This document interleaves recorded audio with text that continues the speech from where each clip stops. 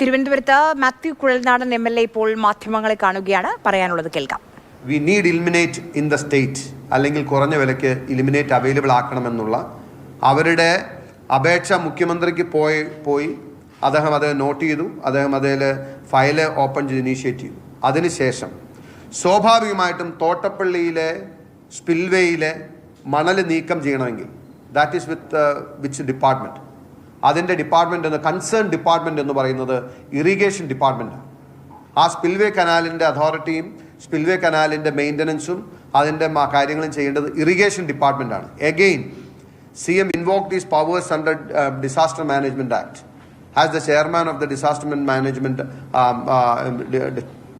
Management Act അണ്ടറിൽ state കമ്മിറ്റിയുടെ chairman എന്ന നിലയിൽ മുഖ്യമന്ത്രി തന്നെ നേരിട്ട് യോഗം വിളിച്ച് അദ്ദേഹത്തിൻ്റെ ഇനീഷ്യേറ്റീവിലും മിനിറ്റ്സിലും ആ പ്രോസസ് ഇനീഷ്യേറ്റ് ചെയ്ത് ആലപ്പുഴ ജില്ലാ കളക്ടറോട് ജില്ലാ ഡിസാസ്റ്റർ മാനേജ്മെന്റ് കമ്മിറ്റിയോട് ഇംപ്ലിമെന്റ് ചെയ്യാൻ ആവശ്യപ്പെട്ട് തോട്ടപ്പള്ളി സ്പിൽവേയിലെ മണല് നിസ്സാര വിലക്കെന്നല്ല, ത്രോ എവേ പ്രൈസസ്, ഒരുപക്ഷെ കേരളത്തിൻ്റെ മുഴുവൻ പ്രതിസന്ധികളും അതിജീവിക്കാൻ കഴിയുന്ന നിലയിൽ കരിമണൽ സമ്പത്ത് നമുക്കുള്ളത് ത്രോ എവേ പ്രൈസസിന് പൊതുമേഖലാ സ്ഥാപനങ്ങൾ വഴി അത് CMRL എത്തിയതും അതിന് പിന്നീടുള്ള വർഷങ്ങളിൽ CMRLന്റെ ലാഭത്തിൽ വലിയ കുതിച്ചുചാട്ടമുണ്ടായതും നമ്മൾ കണ്ടു.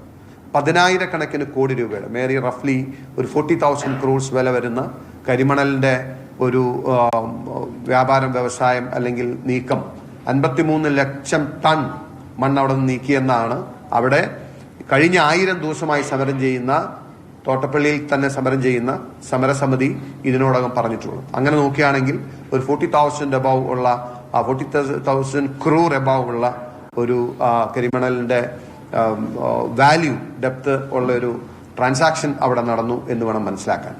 ഇത് തോട്ടപ്പള്ളി സ്പിൽവേയിലെ മണ്ണ് നീക്കം ചെയ്തത് CMRLന്റെയും അല്ലെങ്കിൽ അത് അവരുടെ താല്പര്യപ്രകാരമാണെന്നും അതിന്റെ direct and indirect beneficiary CMRL ആണ് എന്നും മുഖ്യമന്ത്രി നേരിട്ട് മിനിറ്റ്സ് അടക്കം രേഖപ്പെടുത്തിയാണ്, അല്ലെങ്കിൽ അദ്ദേഹത്തിന്റെ ഇനീഷ്യേറ്റീവിലാണ് തോട്ടപ്പള്ളിയിൽ നിന്നും മണ്ണ് നീക്കം ചെയ്തത് എന്ന് നമ്മൾ എക്സ്പ്ലെയിൻ ചെയ്തു. Part 2, nobody responded so far.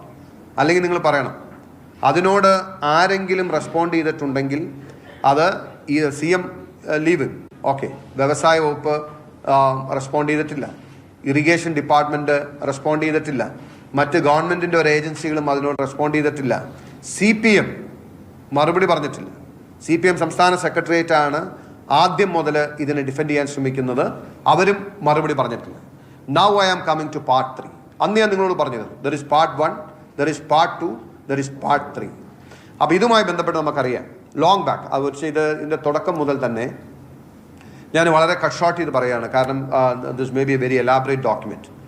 നിങ്ങൾ വിചാരിക്കുമ്പോൾ ഇതിൻ്റെ entire files that will run around 2000 pages. 2000-ഓളം പേജുകളാണ് ഈ CMRL മൊത്തം അവരുടെ ഡിഫറെൻറ്റ് ആസ്പെക്ട്സിൽ നടന്നിട്ടുള്ള ഗവൺമെൻറ് പ്രോസസ്സിങ്ങിൽ വരുന്നു. അതിൻ്റെ ഏറ്റവും റെലവൻ്റ് ആയിട്ടുള്ള മാത്രമേ ഞാൻ എടുത്തിട്ടുള്ളൂ. അപ്പോൾ പിന്നീട് CMRLന്റെ ലീസ് മുമ്പോട്ട് പോകാതെ വന്നപ്പോൾ CMRLന്റെ സിസ്റ്റർ കൺസേണായ KREML അവിടെ 60 ഏക്കർ സ്ഥലം അവരുടെ പേരിൽ വാങ്ങിയിട്ടുണ്ടായിരുന്നു. 60 acres ഓഫ് ലാൻഡ്, വലിയ തുകൊടുത്ത് അവിടെ മൈനിങ്ങിന് വേണ്ടി അക്വയർ ചെയ്ത സ്ഥലമാണ്. ആ മൈനിങ്ങിന് വേണ്ടി അക്വയർ ചെയ്ത സ്ഥലം 2015 UDF സർക്കാരിൻ്റെ കാലത്ത് മിച്ചഭൂമിയിൽ പെടുമെന്നും ഒരു കമ്പനിക്ക് as per this land reforms act, ഈ ലാൻഡ് റിഫോംസ് ആക്ട് പ്രകാരം ഒരു കമ്പനിക്ക് 15 ഏക്കർ സ്ഥലം മാത്രമേ ഹോൾഡ് ചെയ്യാൻ കഴിയുള്ളൂ എന്ന് നിയമമുള്ളതുകൊണ്ട് 2015 പിണറായി വിജയൻ സർക്കാർ അധികാരത്തിൽ വരുന്നതിന് മുമ്പ് ലാൻഡ് സീലിങ്ങിൻ്റെ കേസ് സ്റ്റാർട്ട് ചെയ്യുകയും ആ ഇനീഷ്യേറ്റീവായിട്ട് മുമ്പോട്ട് പോവുകയും ചെയ്തതിന് ശേഷമാണ് പിണറായി വിജയൻ സർക്കാർ അധികാരത്തിൽ വരുന്നത്. I am cutting a long story short. ആദ്യമായിട്ട് ഇതിൻ്റെ ഈ ഭൂമിക്ക് എക്സംഷൻ കൊടുക്കണം എന്ന് പറഞ്ഞ് ആദ്യം ഇവർ ഗവൺമെൻറ്റിനെ സമീപിക്കുകയുണ്ടായി. ആദ്യം ഇവർ ഗവൺമെന്റിനെ സമീപിക്കുന്ന 2012-ലാണ്. 3/5/2012 കേരള ഭൂപരിഷ്കരണ നിയമം 81(3) പ്രകാരം ഒഴിവ് നൽകുന്നത് സംബന്ധിച്ച് സർക്കാരിലേക്ക് അപേക്ഷ സമർപ്പിച്ചിരുന്നു. ആയതിന്മേൽ ലാൻഡ് ബോർഡ് സെക്രട്ടറി സമർപ്പിച്ച റിപ്പോർട്ട്, അപ്പോൾ ഞാനതൊന്നും ഡീറ്റെയിൽ ആയിട്ട് വായിക്കാൻ ആഗ്രഹിക്കുന്നില്ല. ഇത് പരിഗണിക്കുന്നത് ഇതിൻ്റെ ഒരു സ്കീം ഓഫ് ദ ആക്ട് എന്ന് പറയുന്നത് ഏതെങ്കിലും വ്യവസായ ആവശ്യത്തിന് വേണ്ടിയിട്ട് ഭൂമിക്ക് ഇളവ് നൽകണമെന്നുണ്ടെങ്കിൽ അതിൻ്റെ കൺസേൺഡ് അതോറിറ്റി എന്ന് പറയുന്നത് ഒരു ജില്ലാതല സമിതിയുണ്ട്. ആ ജില്ലാതല സമിതി ഈ ആക്ട് പ്രകാരമുള്ള സ്കീം അല്ലെങ്കിൽ ആക്ടിലെ റിക്വയർമെൻറ്റ് അതിൻ്റെ ഏറ്റവും പ്രധാനപ്പെട്ട ക്രൈറ്റീരിയ എന്ന് പറയുന്നത് it should be in public interest.